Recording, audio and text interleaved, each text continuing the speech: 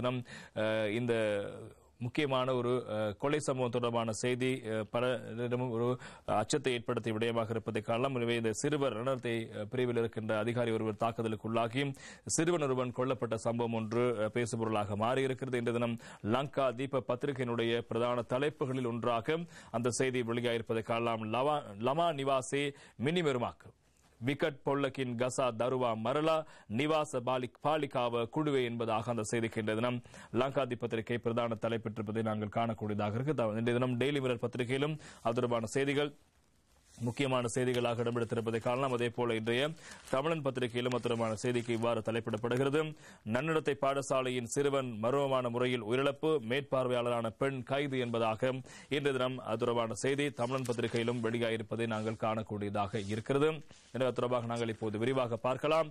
சிறுவர் நன்னடத்தை பாடசாலையின் தங்க வைக்கப்பட்டிருந்த நிலையில் உயிரிழந்த சிறுவர் தொடர்பில் அப்பாடசாலையின் மேற்பார்வையாளரான சந்தேகத்தின் பேரில் கல்முனை தலைமையக போலீசார் அந்த பெண்ணை கைது செய்திருக்கிறார்கள். கல்முனை போலீஸ் பிரிவுக்குட்பட்ட இஸ்லாமாபாத் பகுதியில் உள்ள பெண்கள் சிறுவர் நன்னடத்தை பாடசாலையில் கடந்த மாதம் 17ஆம் தேதி மணி ஒன்றை திருடியதாக, அதாவது செப்பு மணி ஒன்றை திருடிய குற்றச்சாட்டின் பேரில் கொக்குவில் போலீசாரால் கைது செய்யப்பட்டு நீதவானின் உத்தரவின் பிரகாரம் குறித்த காப்பகத்தில் பாதுகாப்பாக தங்க வைக்கப்பட்ட நிலையில் சம்பவம் இடம்பெற்றிருப்பதாக தெரிவிக்கப்படுகிறது. குறித்த சம்பவத்தில் மர்மமான முறையில் உயிரிழந்த சிறுவன் கொக்குவில் பகுதியைச் சேர்ந்த ஆனந்ததேவன் தர்ஷாந்த் என்னும் 14 வயதான சிறுவன் அடையாளம் காணப்பட்டிருக்கிறார். இச்சிறுவன் கடந்த புதன்கிழமை 29ஆம் தேதி அதிகாலை 3:30 மணியளவில் உயிரிழந்ததாக தமக்கு அறிவிக்கப்பட்டதாகவும் சிறுவனின் உடலில் காயத்தழும்புகள் இருப்பதனால் உயிரிழப்பு தொடர்பில் சந்தேகம் இருப்பதாகவும் பெற்றோர் தெரிவித்ததை அடுத்து கல்முனை அஷ்ரப் ஞாபகார்த்த வைத்தியசாலையில் வைக்கப்பட்ட சிறுவனின் சடலம் அம்பாறை பொது வைத்தியசாலைக்கு பிரேத பரிசோதனைக்காக அனுப்பி வைக்கப்பட்டிருந்தது.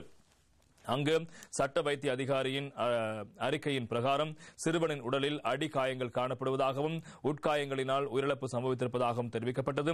இதனையடுத்து சம்பவம் தொடர்பில் கல்முனை தலைமையக போலீஸ் நிலைய பொறுப்பதிகாரி எம் ரமேஷின் பகீரின் வழிகாட்டலில் பல்வேறு குற்றத்தடுப்பு பிரிவு பொறுப்பதிகாரிகள் பிரதம போலீஸ் பரிசோதகருமான எம்.எல். ரஃபீக் தலைமையிலான உப போலீஸ் பரிசோதகர் எஸ். ஜனகிதன் உள்ளிட்ட போலீஸ் குழுவினரால் குறித்த பாடசாலைக்கு சென்று தொடர் விசாரணைகள் மேற்கொள்ளப்பட்டன.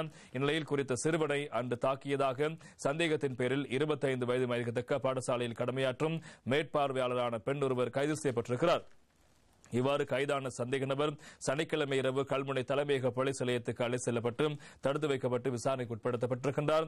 இந்நிலையில் குறித்த சிறுவன் தங்க வைக்கப்பட்டிருந்த காப்பகத்தில் சம்பவ தினமான இரவு உணவை உட்கொண்ட பின்னர் பாடசாலை வளாகத்தில் இருந்ததாகவும் பின்னர் என்ன நடந்தது என்று தெரியவில்லை எனவும் முன்னுக்கு பின்னான வாக்குமூலங்கள் வழங்கிய தொடர்ந்தே சந்தேகத்தின் பேரில் பாடசாலை மேற்பார்வையாளரான பெண் போலீஸ் விசாரணைக்காக கைது செய்யப்பட்டிருக்கின்றார்.